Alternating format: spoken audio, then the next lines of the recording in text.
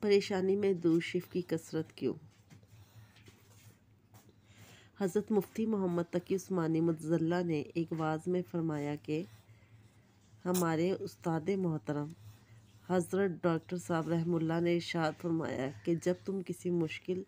اور پریشانی میں ہو تو اس وقت درود شریف کثرت سے پڑھا کرو۔ پھر اس کی وجہ بیان کرتے ہوئے فرمایا کہ میرے ذوق میں ایک بات آتی ہے، وہ یہ کہ حدیث شریف میں آتا ہے کہ حضور اقدس صلی اللہ علیہ وآلہ وسلم کا امتی جب بھی حضور صلی اللہ علیہ وسلم پر درود بھیجتا ہے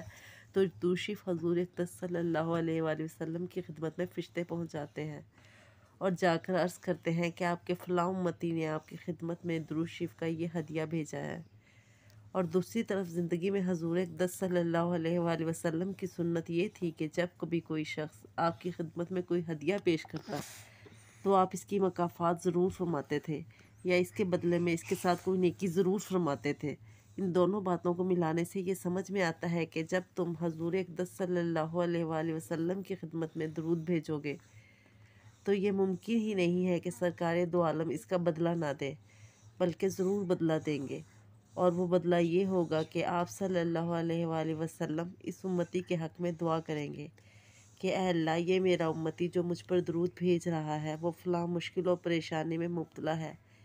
اے اللہ اس کی مشکل دور فرما دیجیے۔ تو اس دعا کی برکت سے اللہ تعالیٰ تمہیں اس مشکل سے نجات عطا فرمائیں گے۔ اس لیے جب کوئی پریشانی آئے تو حضور اقدس صلی اللہ علیہ وآلہ وسلم پر درود شریف کی کثرت کرے۔ جزاک اللہ۔ اچھی بات کو پھیلانا بھی صدقہ جاریہ ہے۔